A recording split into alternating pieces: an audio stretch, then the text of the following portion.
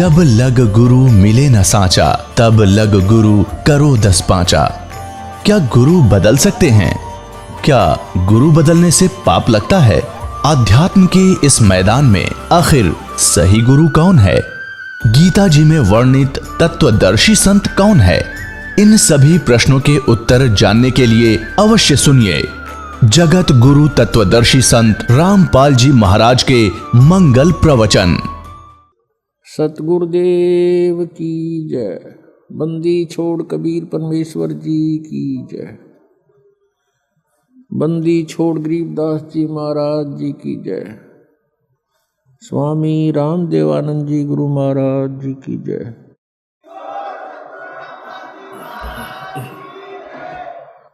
गरीब नमो नमो सतपुरुष को नमस्कार, गुरु की नहीं सुर नर मुनि जन साधुओं संतों सर्वस्ती नहीं।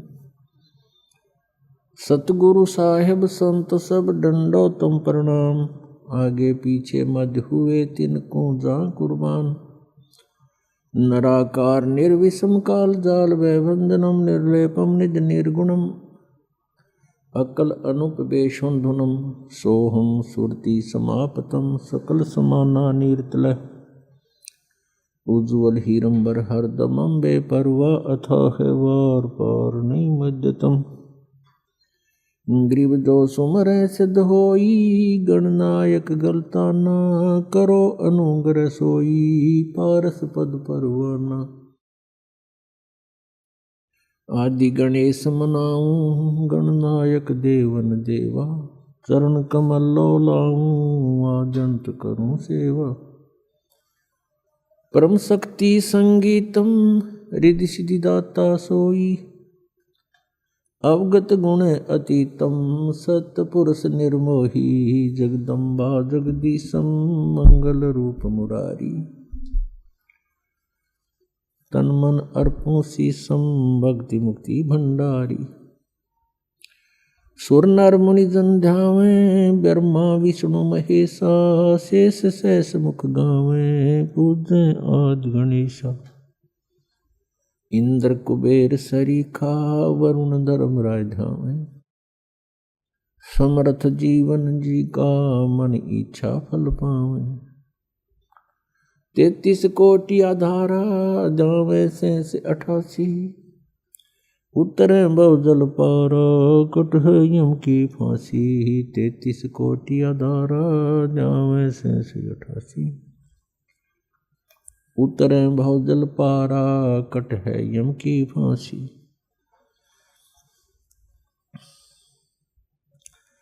कर जोरूं विनती करूं, धरूं चरण पर शीस।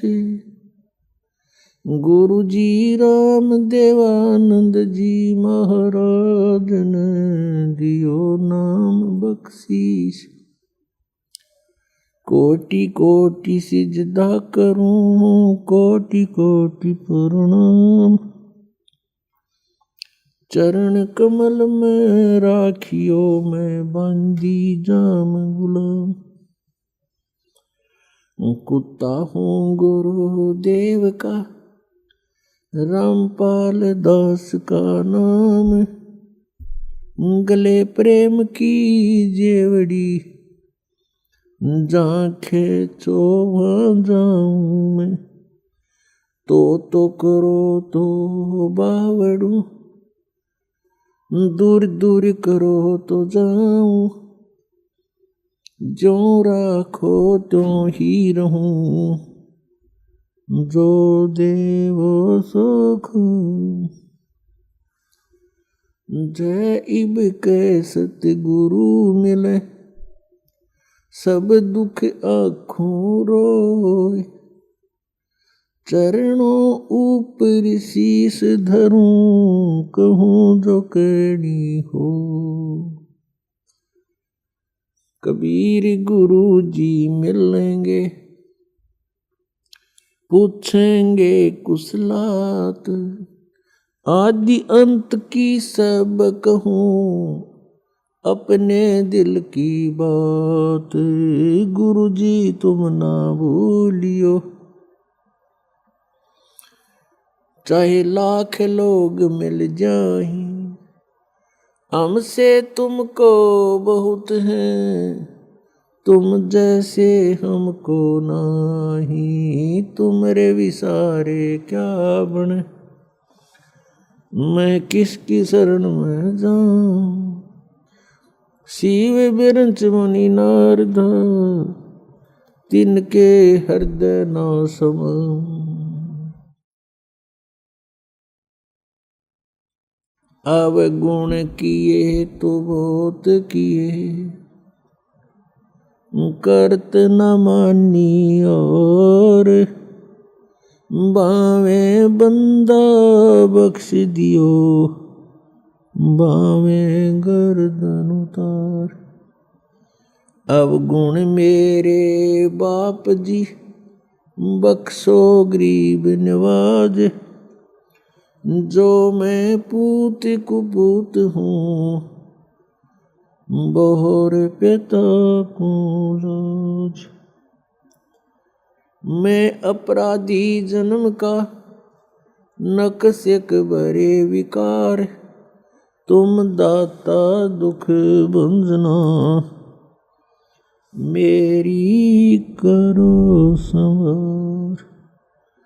सूरत करो मम साइया, हम हैं भव जल माई, आप ही बह जावांगे, जो तुम न पकड़ोगे बाण। बंदी छोड़ दयाल जी, तुम तक हमारी दौड़े, जैसे काग जहाज को, सुहजत और न ठोर। परमपिता परमात्मा पूर्ण ब्रह्म, सर्व सृष्टि रचनहार कुल मालिक कबीर परमेश्वर जी हम सभी आत्माओं के पिता हैं। जितने भी यहाँ 21 ब्रह्मांड के अंदर आत्माएं हैं, ये सभी उस परमेश्वर कबीर जी की आत्माएं हैं। अब यहाँ हम काल के लोक में रह रहे हैं। इस काल के लोक में प्राणी सुखी नहीं हो सकता, और हम यहाँ सुख की खोज कर रहे हैं। जिसके पास धन नहीं है वो चाहता है कि मैं धनवान हो जाऊं, सुखी हो जाऊंगा।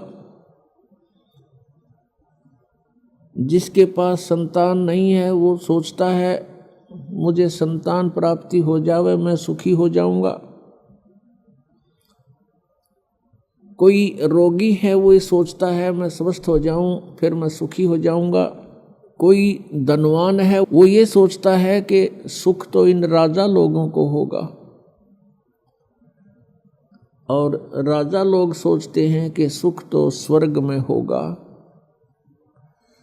स्वर्ग के देवता इंद्र राजा जो हैं वो सोचते हैं कि सुख तो ब्रह्मा विष्णु महेश को होगा, हमें सुख नहीं।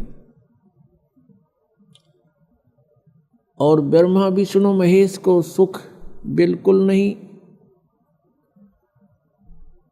उदाहरणार्थ जैसे भगवान श्री विष्णु जी के अवतार श्री रामचंद्र जी राजा दशरथ के घर जन्म लेकर के अयोध्या में प्रकट हुए।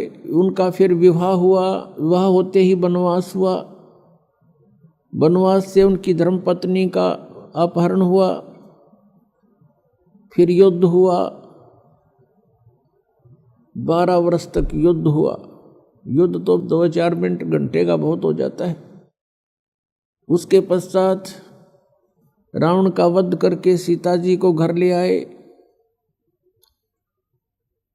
कुछ ही दिनों के बाद, कुछ वर्षों के उपरांत किसी के व्यंग से सीता जी का परित्याग कर दिया, अपनी धर्मपत्नी का जो गर्भवती थी। स्वयं कहीं रहे, संतान कहीं रही। तो इससे सिद्ध है कि उस विष्णु जी को भी यहाँ सुख नाम की चीज नहीं। फिर वही विष्णु जी के अवतार श्री कृष्ण रूप में जेल में जन्म हुआ, मामा शत्रु हो गया, कभी जरासिंह, कभी शिशुपाल, कभी पूतना, कभी केसी आदि से उनको मरवाने का प्रयत्न जारी रहा। अंत में भगवान ने मथुरा को त्याग दिया, समुद्र में जाके एक टापू पर शरण ली, वहां एक द्वार की नगरी बना करके सारी सेना को वहां रख करके शेष जीवन वहां व्यतीत किया। उसके उपरांत अंत समय क्या हुआ, भगवान श्री कृष्ण जी का 56 करोड़ उनके वंशज हो गए थे, 56 करोड़ पोते पर पोते, पुत्र, रिश्तेदार, नाती, और वो भी श्री कृष्ण जी के सामने सब मृत्यु को प्राप्त हुए। आपसी युद्ध हो गया, दुर्वासा जी के श्राप से, और श्री कृष्ण जी के सामने पूरा कुल नाश हो गया। क्या वो प्राणी सुखी हो सकता जिसके आगे सारे मर जाएं? तो यहां परमात्मा कबीर परमेश्वर जी हमें याद दिलाते हैं, भजन करो उस रब का जो दाता है कुल सब का।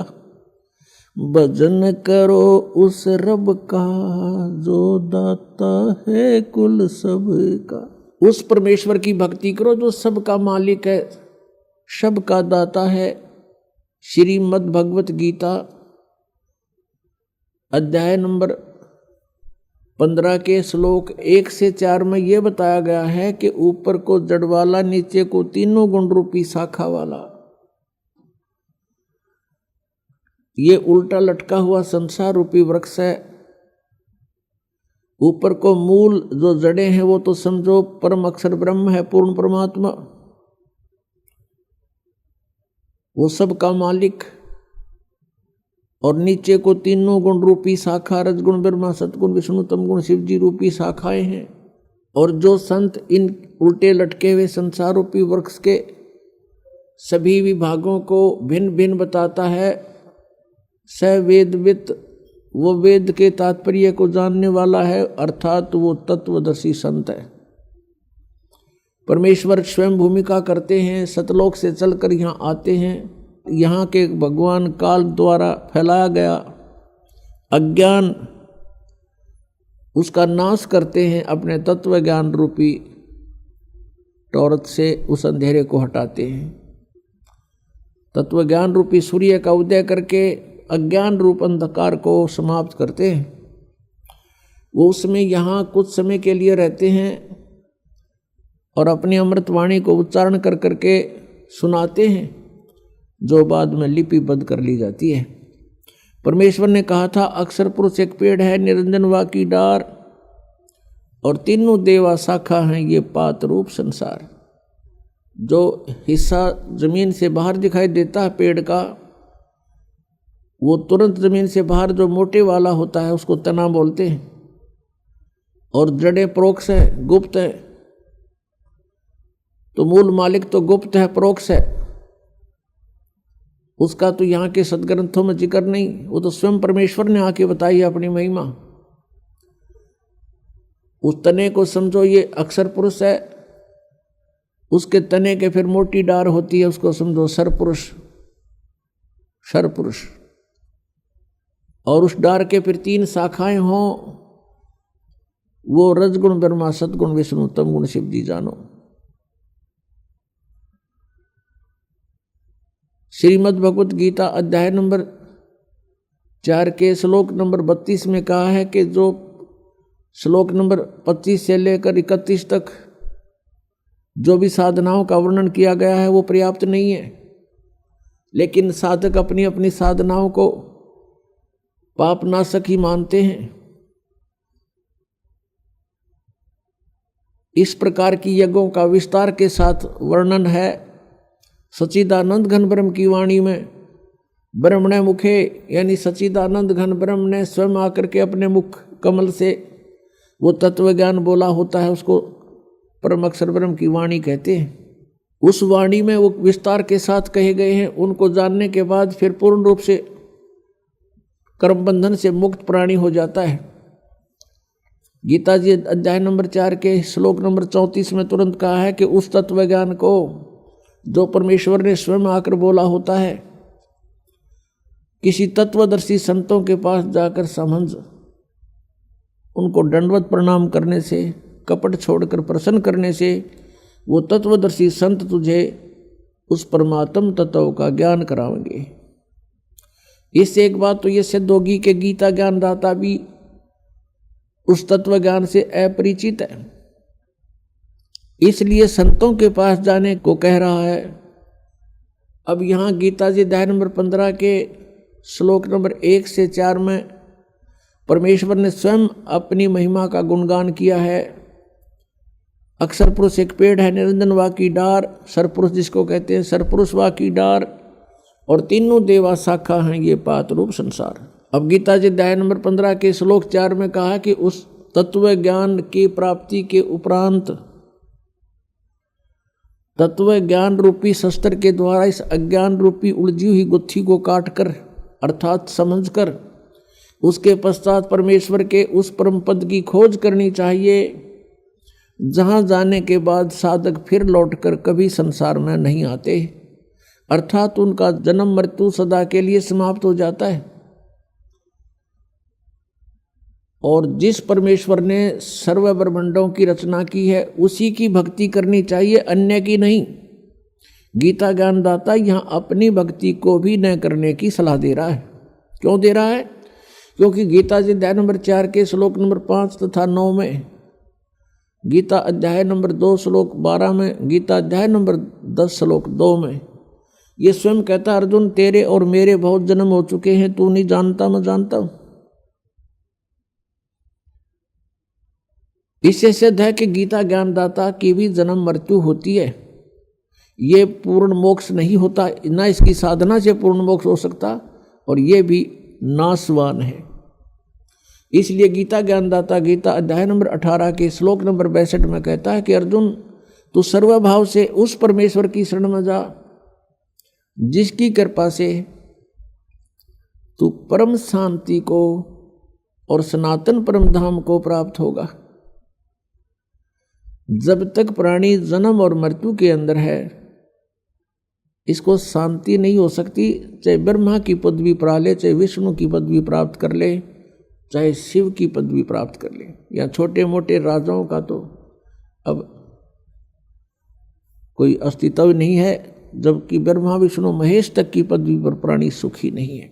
इसलिए गीता जी अध्याय नंबर 7 के श्लोक नंबर 18 में गीता ज्ञानदाता कहता है कि जितने भी भक्त हैं, साधक हैं, जिन्होंने वेदों को जाना समझा और तत्वदर्शी संत ना मिलने से अपने आप निष्कर्ष निकाल लिया, ओम नाम को मोक्षदायक मान लिया और ब्रह्म को सुप्रीम पावर मान लिया, सुप्रीम गॉड मान लिया, इस भूल के कारण ये उदार आत्मा, नेक आत्माएं, ये ज्ञानी आत्मा है तो अच्छी नेक हैं, लेकिन मेरे वाली अनुत्तम गति में ही स्थित है। गीता ज्ञानदाता कहता है कि मेरे वाली गति यानी ब्रह्म की गति, ब्रह्म से मिलने वाले लाभ, ओम नाम से जो जाप होता है वो ब्रह्म का है, और ब्रह्म से जो लाभ है उसको कहते हैं वो मेरी गति है। गीता ज्ञानदाता ब्रह्म बोल रहा है श्री कृष्ण जी में, और ये भी अनुत्तम है, ये भी घटिया है, व्यर्थ है, क्योंकि जन्म और मृत्यु अर्जुन तेरे भी और मेरे भी सदा रहेंगे।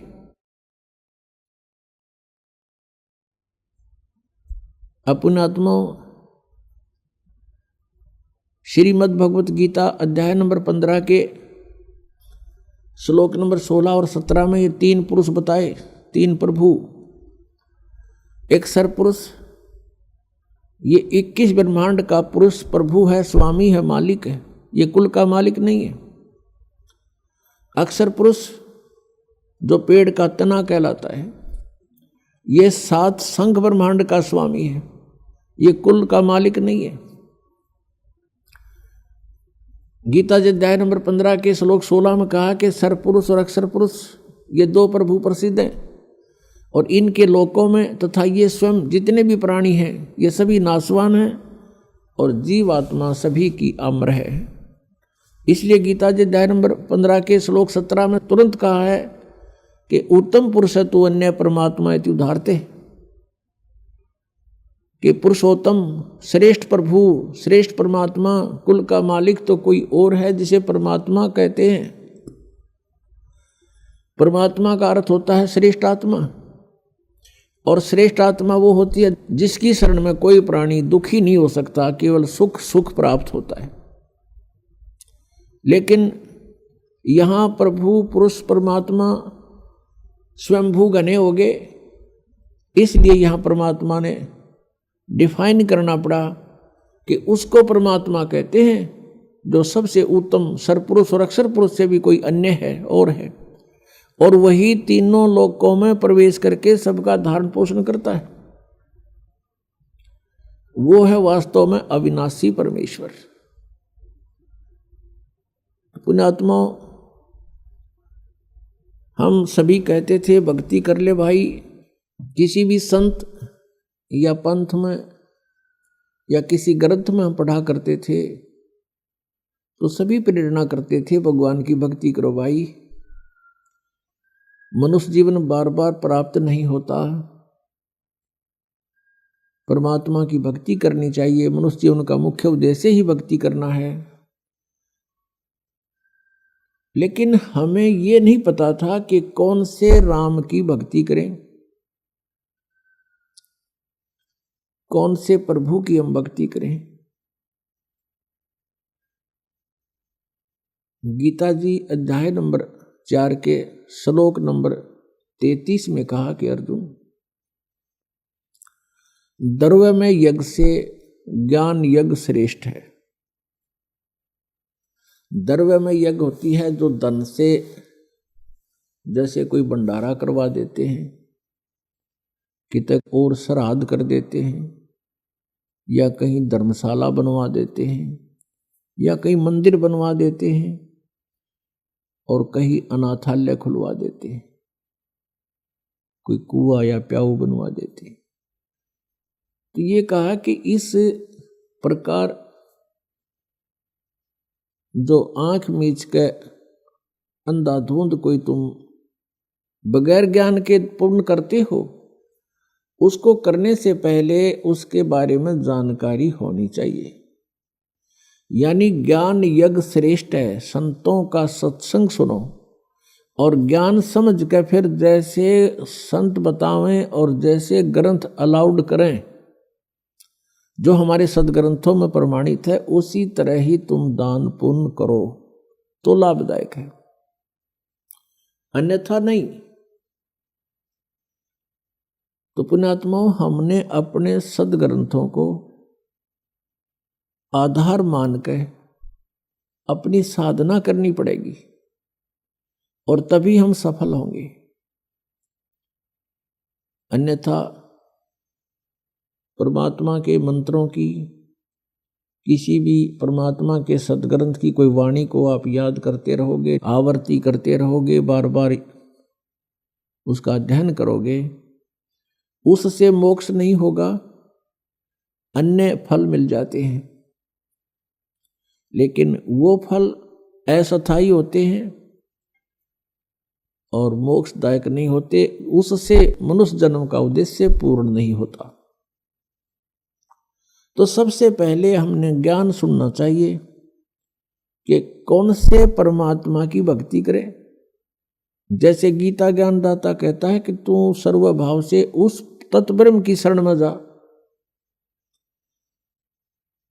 तत्ब्रह्म यानी उस परमात्मा की शरण में जा, उस परमेश्वर की शरण में जा।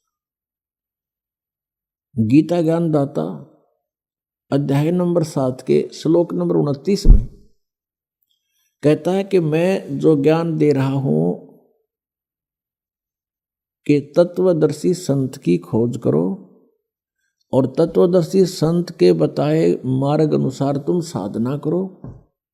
उसके पश्चात मेरे इस ज्ञान का जो आश्रय कर लेता है, इसको शिरोधार्य करके तत्वदर्शी संत की खोज कर लेता है, और फिर वो व्यक्ति जो तत्ब्रह्म को जान लेते हैं, और जो पूरे अध्यात्म ज्ञान से परिचित हो जाते हैं और जो सब कर्मों से परिचित हो जाते हैं, वे केवल जरा और मरण से छूटने का ही प्रयत्न करते हैं।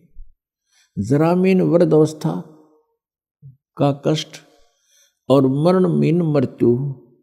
वो केवल इस बुढ़ापे के दुख से और मृत्यु के दुख से छूटने का ही प्रयत्न करते हैं। वो तत्ब्रह्म को जानते हैं, पूरे आध्यात्मिक ज्ञान से परिचित हैं और वो सभी कर्मों से भी परिचित है। तो गीता ज्ञान दाता से अर्जुन ने प्रश्न किया, गीता अध्याय नंबर 8 के श्लोक नंबर 1 में, कि किम तत्ब्रह्म किम अध्यात्म किम कर्म च पुरुषोत्तम। वो तत्ब्रह्म कौन है, वो क्या है वो तत्ब्रह्म, और क्या ये अध्यात्म है, और ये सभी कर्मों की जानकारी मुझे दीजिए। गीता ज्ञान दाता ने 8वें अध्याय के 3 श्लोक में उत्तर दिया है कि वो परम अक्षर ब्रह्म है, वो तत्ब्रह्म। जैसा अभी आपने आदरणीय गरीबदास साहिब जी की वाणी सुनी, भजन करो उस रब का जो दाता है कुल सब का। भजन करो उस रब का जो दाता है कुल सब का। जो सबका मालिक है, सबका दाता है, उसकी भक्ति करो, उसका भजन करो। गीता जी अध्याय नंबर 15 के श्लोक नंबर 16 और 17 में ये 3 पुरुष बताए। सरपुरुष, अक्षर पुरुष, ये तो नासवान बताए हैं। इनके अंतर्गत जितने प्राणी हैं वो भी जन्म और मृत्यु के कष्ट से पीड़ित हैं। फिर 17वें में कहा कि ये लोग त्रयमावी से विवर्ती अवैश्वर है, जो तीनों लोकों में प्रवेश करके सबका धारण पोषण करता है। वो है वो अविनाशी परमात्मा, वो है सबका दाता। भजन करो उस रब दा जो दाता है कुल सबका। वो परम अक्षर ब्रह्म संसार रूपी वृक्ष की जो मूल हैं, जड़ हैं, जड़ों से पूरे पेड़ को आहार प्राप्त होता है। तो जितना भी आपका संस्कार शास्त्र विधि अनुसार बनता है, उन सभी कर्मों का फल भी उस परमेश्वर से ही प्राप्त होता है। उस परमेश्वर ने विधान बनाकर इस काल को दिया है, ये केवल इस विधान का पालन करता है, साथ में ये मिसगाइड भी करता रहता है कि ये प्राणी मेरे जाल में फंसे रहें। तो अब हमने ये चुनना है, ये सिलेक्ट करना है कि कौन से परमात्मा की हम भक्ति करें। जैसे कोई ब्रह्मा जी का उपासक है या श्री विष्णु जी की भक्ति करता है या श्री शंकर जी की साधना में रत है। अब ब्रह्मा जी का उपासक ब्रह्मा जी के लोक में जाएगा और वहां जाकर के प्रत्येक लोक में एक रेस्टोरेंट होता है और उस रेस्टोरेंट के अंदर, जिसको स्वर्ग कहते हैं, उस स्वर्ग के अंदर ये प्राणी चला जाता है और इसके जितने भी पुण्य होते हैं वहां डिपॉजिट हो जाते हैं। और जब इसके पुण्य समाप्त हो जाते हैं उसी समय उस प्राणी को वहां से धकेल दिया जाता है। जैसे जबरदस्ती यहां मृत्यु कर दी जाती है, ऐसे जबरदस्ती उसको वहां से वापस भेज दिया जाता है। और विष्णु जी का जो पुजारी है वो विष्णु के लोक में जाता है। विष्णु जी के लोक में भी ऐसे एक कॉमन रेस्टोरेंट है, वहाँ जो प्राणी जाता है उसके पुण्यों को वहाँ डिपॉजिट कर लिया जाता है, जमा कर लिया जाता है। और जब वो समाप्त हो जाते हैं, अपने पुण्यों से ही वो वहाँ सब कुछ सुविधाएं प्राप्त करता है। वो समाप्त होते ही उसकी वहाँ से मृत्यु हो जाती है, जबरदस्ती वहाँ से भेज देते हैं। और जो शंकर जी का पुजारी है शिव जी के लोक में चला जाता है। वहाँ भी एक ऐसा ही कॉमन रेस्टोरेंट है, होटल है, स्वर्ग है। और वहां भी प्राणी अपने पुण्यों को क्षीण करके तुरंत ही फिर पृथ्वी लोक पर आ जाता है। यह बहुत कम समय होता स्वर्ग का इन भगवानों के लोकों में। एक कॉमन स्वर्ग है, कॉमन स्वर्ग, जो आम आदमी साधारण पुण्य करते रहते हैं, उनके भी कुछ स्वर्ग समय बन जाता है। उस कॉमन स्वर्ग का राजा जो है वो इंद्र होता है, और वहां भी प्राणी को अपने ही पुण्यों का भोग प्राप्त होता है। जैसे कोई होटल में रहता है तो अपनी जेब से ही सब खर्च खाता है, और जब वो पूंजी समाप्त हो जाती है अपने आप मुंह लटका के वहां से चल पड़ता है। इस प्रकार अपने पुण्यों का नाश करने का स्थान है ये स्वर्ग। और फिर उसके बाद एक महास्वर्ग है, महास्वर्ग जिसको ब्रह्मलोक बोलते हैं। उस महास्वर्ग अर्थात ब्रह्मलोक के अंदर ब्रह्म के पुजारी जाते हैं, ब्रह्म सरपुरुष के। जो भक्तात्माएं ये कहा करते थे कि हम अन्य देवताओं की पूजा नहीं करते, हम केवल ब्रह्म की पूजा करते, साधना करते, ओम नाम का जाप जपते, और वो अपने को सबसे उत्तम मानते थे कि हम सही साधना कर रहे हैं और ब्रह्म से ऊपर कोई प्रभु नहीं है। पुणात्माओं वो भी इनकम्प्लीट नॉलेज रखते थे, वो भी अधूरे ज्ञान पर आधारित थे। श्रीमद् भगवत गीता अध्याय नंबर 8 के श्लोक नंबर 13 में गीता ज्ञानदाता ये ब्रह्म बोल रहा है, श्री कृष्ण जी में प्रवेश करके ये कह रहा है कि ओम इति एकाक्षरम ब्रह्म व्यवहारन माम अनुसमरण ये परियाति तजन देहम स याति परमाम गतिम। मुझ ब्रह्म का केवल एक ओम मंत्र है, माम ब्रह्म मुझ ब्रह्म का ओम यह एक अक्षर है, इति बस यही, नथिंग एल्स। और जो साधक उच्चारण करके श्रवण करता हुआ शरीर त्याग कर जाता है, सयाति परमाम गतिम, वो ओम नाम के जाप से जो भी इससे लाभ होती है वो परम गति ओम सतर की है, ओम के जाप के सतर की है। गीता जी अध्याय नंबर 8 के श्लोक नंबर 16 में कहा कि ओम ब्रह्म का जाप है और ब्रह्म के जाप से ब्रह्मलोक प्राप्त होता है।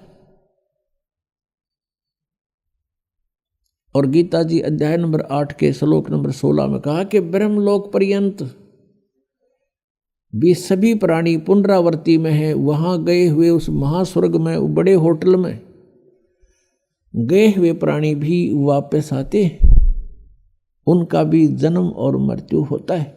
श्रीमद् देवी भागवत गीता प्रेस गोरखपुर से प्रकाशित 7वें स्कंद के 562 और 63 पृष्ठ पर देवी हिमालय राजा को उपदेश दे रही है और ब्रह्म की जानकारी बता रही है। वो बता रही है कि सब पूजाओं को त्याग कर केवल एक ब्रह्म की पूजा करो, उसका ओम नाम है। ब्रह्म की पूजा करो, उसका एक ओम नाम है। उस ओम नाम का जाप करते हुए ब्रह्म प्राप्ति का टारगेट बनाकर जो साधक साधना करता है वो ब्रह्म को प्राप्त होता है, वो ब्रह्मलोक में चला जाता है। वो ब्रह्म कहाँ रहता है? वो ब्रह्मलोक में रहता है। अब गीता ज्ञानदाता ब्रह्म है। ये गीता जी अध्याय नंबर 18 के श्लोक नंबर 62 में, गीता जी अध्याय नंबर 15 के श्लोक नंबर 4 में यह स्पष्ट कर रहा कि अर्जुन तू सर्वभाव से उस परमेश्वर की शरण में जा। कोई अन्य भगवान है गीता ज्ञानदाता से, उसकी कृपा से ही तू परम शांति को और सनातन परम धाम को प्राप्त होगा। और गीता जी अध्याय नंबर 15 के श्लोक नंबर 4 में कहा कि जब तत्वदर्शी संत मिल जावे उसके पश्चात परमेश्वर के उस परम पद की खोज करनी चाहिए जहां जाने के बाद साधक फिर लौटकर संसार में नहीं आते। और जिस परमेश्वर ने सब ब्रह्मांडों की रचना की है उसी की भक्ति करो, उसी की शरण में रहो, और की नहीं। गीता ज्ञानदाता अपनी सतिथि बता ही रहा है कि अर्जुन तेरे और मेरे बहुत जन्म हो चुके हैं, तू नहीं जानता मैं जानता हूं। इससे सिद्ध हो गया कि गीता ज्ञानदाता जो सरपुरुष है, जिसको ब्रह्म भी कहते हैं, इस ब्रह्म के साधक भी जन्म और मृत्यु के ही जाल में, इस कर्म में फंसे रहते हैं। और जब तक प्राणी जन्म और मृत्यु के कर्म में है, वो सुखी नहीं हो सकता, उसको परम शांति नहीं हो सकती। इसलिए गीता जी अध्याय नंबर 18 के श्लोक नंबर 62 में कहा है कि अर्जुन तू सर्वभाव से उस परमेश्वर की शरण में जा, उसकी कृपा से ही तू परम शांति को और सनातन परम धाम को प्राप्त होगा। और गीता जी अध्याय नंबर 15 के श्लोक नंबर 4 में स्पष्ट कर दिया कि उस परमेश्वर के उस परम पद की खोज करनी चाहिए, जहां जाने के बाद साधक फिर लौटकर कभी संसार में नहीं आती। तो ये है वो पूर्ण मोक्ष। तो ये जो ब्रह्म तक की साधना करके अपने आप को ये समझते थे कि हम बहुत अच्छी उपलब्धि कर रहे हैं, ये भी जन्म और मृत्यु के इस चक्कर में पूर्ण रूप से फंसे हुए। और ये ब्रह्म काल है, ये काल के पुजारी थे। जितने भी ऋषि महर्षि हुए हैं, ये सब ब्रह्म साधना करते थे। श्रीमद् भगवत गीता अध्याय नंबर 7 के श्लोक नंबर 1 से 5 में कहा कि अर्जुन, अब मैं तुझे ऐसा ज्ञान सुनाऊंगा जिस ज्ञान को जानने के बाद कुछ भी जानना शेष नहीं रहेगा। गीता जी अध्याय नंबर 6, 7, 8, 9 तक 10 तक ही स्पष्ट किया है कि 2 प्रकृति हैं। एक तो ये दुर्गा है, यह तो चेतन प्रकृति है, और बाकी ये 5 तत्व और ये सब अंतःकरण अहंकार मिलाकर ये 8 विभागों में जो बटी हुई है, ये मेरी जड़ प्रकृति है। और फिर ये कहा कि बलवानों का बल, बुद्धिमानों की बुद्धि मैं ही हूँ। अर्थात जब चाहे मैं जिसको ताकत दे दूँ, जब चाहे किसी को बुद्धि दे दूँ, जब चाहूँ उसकी ताकत को वापस अक्षीण कर दूँ, और जब चाहे उस बुद्धिमान की बुद्धि पर पर्दा डाल दूँ। पुण्यात्माओं, जैसे अर्जुन को काल ने शक्ति दे दी, जब उसने महाभारत का युद्ध करवाना था, क्योंकि श्री कृष्ण मना कर रहे थे, युद्ध से पहले भी मना करते थे कि युद्ध ना करो भाई, नाश हो जाएगा, तुम भी मारे जा सकते हो और कौरव भी मारे जा सकते हैं। और कौरवों को भी समझाया करते थे कि युद्ध अच्छा नहीं होता, कुल नाश हो जाएगा तुम्हारा, अपना भाई बंटवारा कर लो मिलजुल कर। नहीं हुआ तो अंत में प्रभु ने यहाँ तक कह दिया था, भगवान श्री कृष्ण जी ने, एक तरफ मेरी सेना होगी, एक तरफ मैं होऊंगा, और मैं हथियार भी नहीं उठाऊंगा। इससे सिद्ध है कि श्री कृष्ण जी युद्ध नहीं चाहते थे, कतई नहीं चाहते थे। जब बात बनी नहीं, युद्ध की तैयारी होगी, अर्जुन के सारथी बनकर श्री कृष्ण जी ने रथ ले जा करके अर्जुन के कहने से दोनों सेनाओं के मध्य में खड़ा कर दिया। अब अर्जुन ने देखा सामने भाई खड़े हैं, भतीजे खड़े हैं, भाइयों की बेटियों के पति खड़े हैं, तो उसके दिल के अंदर एक साधु भाव उत्पन्न हो गया कि इनको मारकर हम राज करेंगे, इससे अच्छा तो भीख मांग कर खा लेंगे, वो भी अच्छा होगा। ऐसे कहर को, ऐसे जुल्म को, ऐसे अनर्थ को मैं नहीं करूँगा। फाइनल फैसला लेकर और रथ के पिछले भाग में बैठ गया। अब काल ने देखा, जिसने युद्ध नाश करवाना था इस ब्रह्म ने, कि बात बिगड़ेगी, उसी समय स्वयं आकर के श्री कृष्ण जी में प्रवेश कर गया। और फिर युद्ध के लिए उसने वो हथकंडे अपनाए जो अर्जुन को तैयार करके छोड़ा। पहले तो ज्ञान समझाना शुरू किया, तू के लेकर आया था, आत्मा तो अमर है, तू क्यों डरता है, पहले भी बहुत बार जन्म लिए, आगे भी मरते रहेंगे, ये मत सोच अभी पैदा हुए हैं आगे नहीं होंगे, ये तो शरीर छोड़ जाता है प्राणी, दूसरा ग्रहण कर लेता है। 100 बातें अटकल लगाई, लेकिन अर्जुन ने हाथ खड़े कर दिए, प्रभु मेरी समझ में बात ये आती नहीं, मैं युद्ध नहीं करूं। आखिर में उसने उसको भयंकर रूप दिखाया अपना वास्तविक कि मैं काल हूं, खा जाऊंगा। अब जिसको देखकर अर्जुन जैसा योद्धा भी कांपने लग गया,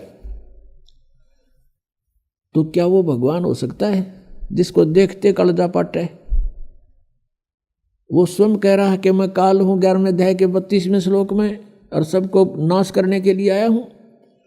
तो नाश करने वाला प्रभु परमात्मा नहीं हो सकता, श्रेष्ठ आत्मा नहीं हो सकता। तो पुण्यात्माओं, ये श्री कृष्ण में प्रवेश करके ब्रह्म बोल गया और इसने ये महाभारत का युद्ध करवा दिया, नाश करवा दिया। तो जब उससे युद्ध करवाना था अर्जुन से, तब तो उसको पावर दे दी और खूब कूद कूद कर नाश करा, दुनिया मार डाली। वो पाप लिख दिए अर्जुन के बैड अकाउंट में। फिर जब श्री कृष्ण जी का पूरा कुल नाश हो गया और श्री कृष्ण जी का भी वध कर दिया गया विषाक्त तीर मार के, एक शिकारी के द्वारा धोखे से लग गया। वो शिकारी कौन था? वो शिकारी था बाली वाली आत्मा, जो त्रेता युग में विष्णु जी श्री राम रूप में आए हुए थे। उस समय सुग्रीव के भाई बाली को श्री राम रूप में विष्णु जी ने धोखे से मारा था, वृक्ष की ओट लेकर। तब बाली ने कहा था कि तू अगर सूरवीर था तो सामने आता, और ऐसे तूने कायरता से मुझे मारा है, ये दंड तूने भोगना पड़ेगा, मेरा बदला देना होगा। उस समय फिर बुद्धि दे दी काल ने रामचंद्र जी को, कहा कि तेरा बदला दूंगा द्वापर युग में। वही विष्णु श्री कृष्ण रूप में आए। वो बाली वाली आत्मा एक शिकारी बना। शिकारी ने एक विषाक्त तीर बनवा लिया जहर से बुझा हुआ, और श्री कृष्ण जी प्रभास क्षेत्र में एक पेड़ के नीचे लेटे हुए थे। वहां उसके पैर के तलवे में एक पद्म था। उस पद्म की बहुत चमक होती है, जैसे दिन के समय में 100 वाट का बल्ब जग रहा हो और उसकी टिमटिमाती सी रोशनी चमक दिखाई देती है। ऐसे वृक्ष के झुरमटों के बीच से उस शिकारी ने देखा कि कोई मृग बैठा है, लगता है उसकी आंखें चस रही है, और वो थे भगवान श्री कृष्ण जी के पैर में लगा हुआ पद्म। शिकारी ने आओ देखा ना ताव देखा, पत्तों के अंदर से निशाना साध दिया और उस तलवे पर ठोक दिया विषाक्त तीर, जिससे श्री कृष्ण जी का वध हुआ। उसके पश्चात 5 पांडव रिलेटिव थे, वो वहां पहुंचे, अर्जुन की ड्यूटी लगा दी। श्री कृष्ण ने मरते मरते कहा था कि अर्जुन तुम सभी यहाँ की औरतों को ले जाना, यहाँ कोई पुरुष बचा नहीं, आसपास के लोग इनकी बेइज्जती करेंगे, ये मेरी प्रार्थना है। तो अर्जुन सभी गोपियों को, सभी औरतों को लेकर के वहाँ चल पड़ा था, और वही धनुष उसके पास था जिससे उसने महाभारत का युद्ध जीता था। रास्ते के अंदर अर्जुन को भीलों ने घेर लिया, अर्जुन को पीटा और सारा धन लूट लिया, कुछ औरतों को भी साथ घसीट ले गए। अर्जुन खड़ा खड़ा देख रहा है और कांप रहा है, उसके हाथ से वो धनुष नहीं चल रहा है। अब जब वो सारा एपिसोड हो लिया, भील चले गए, तब अर्जुन कहता है कि ये कृष्ण हमारा दुश्मन था, रिलेटिव नहीं था, इसने हमारे साथ सदा धोखा किया। जब मैं युद्ध के मैदान में लड़ रहा था, मुझे इतनी शक्ति दे दी कि एक तीर से 20-20 मार देता था, और आज वही अर्जुन है, वही यो गांडीव धनुष है, आज ये मेरे से चल भी नहीं रहा। यहाँ परमात्मा कहते हैं, कबीर परमेश्वर जी, कि मूल लखनी मूर्खा गिनते हैं क्यों डार, तुम इसकी जड़ को नहीं पहचान रहे, इसका ये मूल कौन है, जड़ कौन है इन कुकर्मों की। तो भगवान श्री कृष्ण छलिया नहीं थे, ये तो ये काल सब खेल करवा रहा है। ये कहता है बलवानों का बल, बुद्धिमानों की बुद्धि मेरे हाथ में है, जब चाहे बल प्रदान कर दूं, जब चाहे मैं छीन लूं। जिसमें श्री रामचंद्र जी वनवास में थे, सीता जी का अपहरण हो गया था, उनकी धर्मपत्नी का, वो लिपट लिपट कर पेड़ों से और वन्य जानवरों से रो रहे थे, पूछ रहे थे। मेरी सीता को देखा। ऊपर से भगवान शिव और पार्वती भी झांक रहे थे। भगवान शिव ने प्रणाम किया क्योंकि ये उनके बड़े भाई हैं। पार्वती ने देखा कि आप किसको प्रणाम कर रहे हो। भगवान शिव ने कहा कि नीचे भगवान विष्णु हैं राम रूप में, मैं उनको प्रणाम कर रहा हूं। पार्वती कहने लगी भगवान होकर रोए, मैं तो नहीं मानती ये विष्णु जी हो सकते हैं, मैं इसकी परीक्षा लूंगी। भगवान शिव ने कहा कि तू परीक्षा मत लेना और सीता रूप मत बनाना, मेरे काम की नहीं रहेगी तू। उस समय तो पार्वती जी ने कहा कि ठीक है, मैं नहीं परीक्षा लूंगी। जब भगवान शिव जी इधर उधर गए सैर सपट्टे को, पीछे से सीता रूप बनाया, श्री रामचंद्र जी के सामने खड़ी होगी। अब रामचंद्र जी ने उस समय पार्वती जी को पहचान लिया, क्योंकि काल ने उसकी बुद्धि ऑन कर दी और पहले ऑफ कर दी। अपनी पत्नी का तो न्यों पता ना वह ले गया कौन उठा के, और फिर वो ज्योतिषी हो गया, भविष्य का वक्ता हो गया। एकदम पहचान लिया कि तू तो पार्वती है। ये दक्ष पुत्री यहाँ कैसे आ गई, भगवान शिव को क्यों छोड़ाई।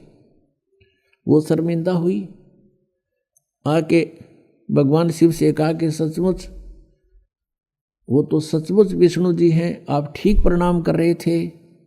तो शिव जी बोला कर दिया काम, ले ली परीक्षा। हंसने लगी, नीचा मुंह कर लिया। तो उस दिन से उसने भगवान शिव ने कहा कि तू आज मेरे काम की नहीं रही, क्योंकि तूने मेरी माँ का रूप बना लिया। बड़े भाई की पत्नी माता के तुल्य होती है कि तूने मेरी माँ का रूप बना लिया, मेरे काम की पत्नी रूप में नहीं रही। तो पुण्यात्मा युग काल के इसे बखेड़े हैं।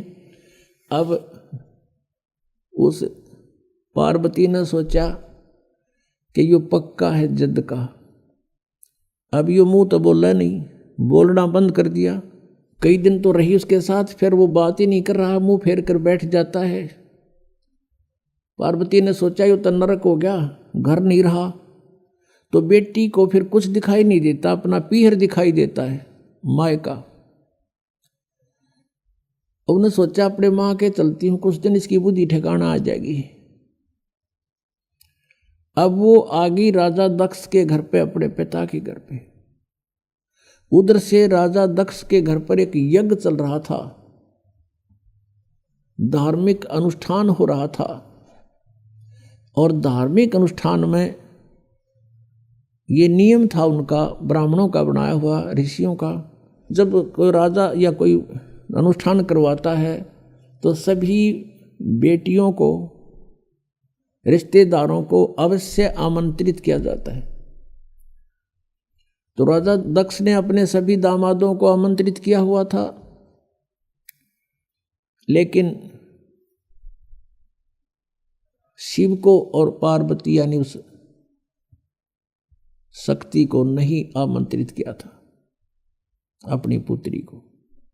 कारण क्या था कि भगवान शिव के साथ उसने, गिरजा ने अपनी मर्जी से विवाह किया था। राजा दक्ष इस विवाह के पक्ष में नहीं था। बहुत विरोध भी करने के बाद इस गिरजा ने भगवान शिव से विवाह करके चली गई थी। इससे अक्षुब्ध होने के कारण पार्वती को और शिव को नहीं बुलाया था। तो पार्वती ने घर पे देखा कि सभी बहन आई हुई हैं और उनके पति भी आए हुए हैं, उनका उचित आसन दे रखा है, सबका प्रतिदिन का भाग भी उनको समर्पित कर रखा है। जैसे पंडित आपने देखा होगा ना, पंडितों का सांग न्यारा होता है। जैसे विवाह कराते हैं, फेरे कराते हैं, कहेंगे करके दो सुबह सुबह दर दे 11 रुपये, फिर सुबह सुबह 21 वहाँ रख दे, 22 उसको दे दे, 5 उसके हाथ में दे दे, फलाने का तिलक कर दे, ये न्यू रखा करें। तो ऐसे ही वहां कर रखा था कि प्रतिदिन जितने भी वो दामाद आए हुए थे सबको जो हिस्सा होता था 500 रुपये इनको दे दो, वहां रखे जाते थे उनके सामने। तो ऐसा किया जा रहा था। भगवान शिव का कहीं आसन भी नहीं था, और जो बहनों के बटेऊ यानी पति नहीं आए हुए थे पार्वती की बहनों के, उनका आसन लगा रखा था, उनका हिस्सा फिर भी वहां रखा जा रहा था, उनका स्थान निर्धारित अलग से किया हुआ था। शिव का वो भी नहीं था। तो पार्वती अपनी मां के पास गई। अब बेटी का मां के ऊपर जोर चला करे, अपनी मां से जाकर कहा कि मां, तुमने सभी मेरी बहनों को बुला लिया और उनके पति भी आए हुए हैं, लेकिन आपने अपने दामाद को नहीं बुलाया, ना हमें आमंत्रित किया। तो मां ने कहा, बेटी मैंने तो तेरे पिताजी से बहुत कहा, लेकिन ये अपनी जिद पर अड़ा हुआ है और गलती बेटी तेरी भी है। तूने अपने पिता की आज्ञा का उल्लंघन करके विवाह किया है जिससे वो अक्षुब्ध है। ना तो मेरी वो मानता और ना मेरी तू मानती, मेरा आगे जिक्र मत। अब पार्वती को बड़ा दुख हुआ। फिर वो अपने पिता के पास गई और पिता से प्रणाम करके कहा कि पिताजी, आपने अपने दामाद को आमंत्रित क्यों नहीं किया और सभी को कर रखा है। राजा दक्ष ने कहा कि तेरे को किसने बुलाया है, तू आई क्यों यहाँ पर, बिना बुलाए नहीं आना चाहिए था तुझे, तूने अपनी मर्जी से ये सारा काम किया है, मैं उसके दर्शन भी नहीं करना चाहता। ऐसे पागल के जिसके गले में सांप पड़े हो, मना अपनी बेइज्जती करवानी है यहाँ अपने समाज में, और तो भी मत आना, यहाँ से निकल जा वापस। अब इस बात से वो बहुत दुखी होगी। कौन? वो पार्वती। उसने देख लिया कि ना शिव जी वहाँ मेरा ठिकाना रहा, यहाँ पिताजी ने धिक्कार दिया मुझे, तो अब और कोई विकल्प नहीं रहा। अब उसने गुस्सा आ गया कि मैं तेरे यज्ञ कराती हूँ सफल। उस हवन कुंड में ये क्या करा करते ये ब्राह्मण लोग। ब्राह्मण का अर्थ कोई जाति विशेष नहीं, जो गुरु पद प्राप्त है उसको ब्राह्मण कहते हैं। जो ब्राह्मण सोए जो ब्रह्म पहचाने, ये ब्रह्म तो पहचाना नहीं था, लेकिन ये नकली ब्राह्मण जरूर प्रसिद्ध हो रहे थे गुरु रूप में। तो वो क्या करते थे, एक नया अपना दिखाने के लिए पूरा एक बहुत बड़ा हवन कुंड बना देते थे, बहुत बड़ा 8 फुट गहरा और 10 बाई 10 का चौड़ा, उसमें घेर कर लक्कड़। राजा का घी कौन सा करते डालना था, भर कड़छर कटोरे भर गहरा, स्वाहा स्वाहा, वो बक्कड़ पाट रहा पूरा, डीक बड़ा उसमें। वह पार्वती उस कुंड में, हवन कुंड में कूद गई और जड़गी सारी। तत्परता से उसको निकाल अवश्य लिया, लेकिन वो उसका अस्थि पंजर शेष था, सब मांस और वो चाम जल चुका था, केवल हाड शेष थे। इस बात का पता चला भगवान शिव ने। अब वहां से चला अपनी सेना लेकर, ताकि दक्ष न मैं करूंगा सीधा। अब इस बात का पता चल गया दक्ष को कि भगवान शिव चल पड़े अपनी पूरी गणों को लेकर के। उधर से जो आए हुए थे अतिथि, उनमें ब्रह्मा जी और विष्णु जी भी उपस्थित थे।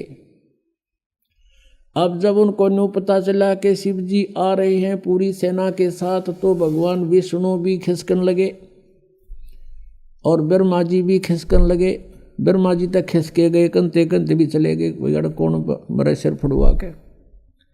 दक्ष ने भगवान विष्णु से हाथ जोड़कर कहा, आपको मैंने संरक्षक रूप में बुला रखा था, मेरी यज्ञ संपूर्ण हो तब तक आपको आमंत्रित था, आप मेरी रक्षा के लिए आए थे, आप भी जा रहे हो। विष्णु जी ने मना किया कि नहीं, मैं जा रहा हूं, नहीं रुक पाऊंगा। ज्यादा कहने से विष्णु जी रुक गए। उधर से शिव जी ने अपना एक गन तैयार किया अपनी जटा से, अपने मंत्र सिद्धि से, और उसको भेज दिया भैरव को कि जा तू उनके साथ युद्ध कर, मैं आ रहा हूँ पीछे पीछे, पहले तू संभाल उन्हें। भगवान विष्णु का और उसका युद्ध हुआ, विष्णु जी युद्ध में पराजित होकर के भाग गए छोड़ कर रण। उधर से भगवान शिव आ गया। शिव जी ने राजा दक्ष की नाड़ काट दी, गर्दन काट दी। ये तो लंबी कहानी है। फिर वो कहते हाथ पांव जोड़े, उसने रहम आ गया, एक बकरे की गर्दन उसका दक्ष कला दी, बकरे का मुंह कर दिया ऊपर से। अब जब तक इनके श्वास हैं तो ये भगवान उनको एज इतना लाभ दे सकते। फिर क्या देखा, अब पार्वती को वहां जला हुआ देखा। भगवान शिव में मोह का सागर उमड़ गया, जब तक मुंह फेर कर सोया था, और अब उस जड़े हुए कंकाल को सीने से लगा लिया उठा के, और पार्वती पार्वती पार्वती पागल सा होकर न घूमो जंगला में गए, नाना ने दौड़ा। कहते 10,000 वर्ष तक ऐसे भटकता रहा, और उस अस्थि पिंजर को साथ सीने से लगा रहा पार्वती जान के। कहते हैं फिर भगवान ने देखा कि ये तो बिल्कुल मोह के अंदर पागल हो चुका है। कहते हैं सुदर्शन चक्र से उस अस्थि पिंजर के यानी पार्वती वाले उस बॉडी के हड्डों को सुदर्शन चक्र से छिन्न भिन्न कर दिया। कहते हैं जहां आंख पड़ी वहां नैना देवी, जहां धड़ गिरा वहां वैष्णो देवी, जीभ गिरी वहां ज्वाला देवी के मंदिरों की स्थापना होगी। अपुणात्माओं ये जैसे वैष्णो देवी का मंदिर, ज्वाला जी का मंदिर और जैसे नैना देवी का मंदिर, ये जो मंदिर होते हैं ये यादगार होती हैं। ये यादगार बनाई गई थी कि जो इतिहास है पुराणों में, आने वाले समय में कोई इनको झूठा ना कह दे, इसलिए वो यादगार बनाई गई थी, छोटी छोटी मंडी सी। और वहाँ पर पुजारी बैठा दिए गए थे, आसपास के लोगों के द्वारा एक पैसा इकट्ठा करके उनको वहाँ एक नौकरी के तौर पर छोड़ दिया था कि तुम आने वालों को यहाँ कोई दर्शनार्थ आवे तो इतिहास बताना कि ये मंदिर ऐसे बना है। बस इतना काम था उस पुजारी का। फिर समय बदलता चला गया, उसको किसी ने पैसे देने बंद कर दिए, तो उसने फिर वहाँ चढ़वाना शुरू कर दिया कि अभी आए हो तो दान भी करो। ऐसे फिर पीढ़ी दर पीढ़ी चल करके तो वहाँ इस प्रकार दक्षिणा का भी एक रिवाज बन गया। वास्तव में ये सिर्फ इतना ही काम है कि ये यहाँ ऐसी घटनाएं घटी थी। जैसे तो पुण्यात्माओं आगे चलते हैं, इसी कथा को पूरा करते हैं। अब प्रसंग चल रहा है कि भजन करो उस रबदा जो दाता है कुल सबका। जैसे हम श्री ब्रह्मा जी, श्री विष्णु जी, श्री शिव जी की पूजाएं करते हैं, तो इन भगवानों की स्थिति इस ज्ञान से पता चलेगा। अब क्या होता है कि जब भगवान शिव ने देखा कि अस्थि पिंजर भी नहीं रहा तेरे पास, फिर उसका मोह भंग हो गया। मोह भंग हुआ तो उसने जो सोचा कि ये हालत मेरी किस कारण से हुई। उसने अपनी सूझबूझ से ये ढूंढा, इसका कारण खोजा कि भी मैंने विवाह करवाया और पत्नी पर विश्वास किया, मेरी पत्नी ने मेरे से विश्वासघात किया, मेरे से पीछे से जाकर के एक परपुरुष से इसने बात की और अन्य रूप धारण कर लिया। ये कुछ भी कर सकती थी, जिस कारण से वो अक्षुब्ध हो गया और उससे बात करनी बंद कर दी कि मैं तेरे ऊपर बहुत विश्वास करता था, तू भी विश्वासघातन निकली, तो मैं किस पे विश्वास करूं। इस निष्कर्ष से भगवान शिव ने सोचा कि मैंने विवाह करवाया तो पत्नी में मोह हुआ और पत्नी बेवफा निकली। अब ऐसा यत्न करूं कि मेरे अंदर ये काम वासना समाप्त हो जाए, जिस कारण से मुझे विवाह की आवश्यकता पड़ी।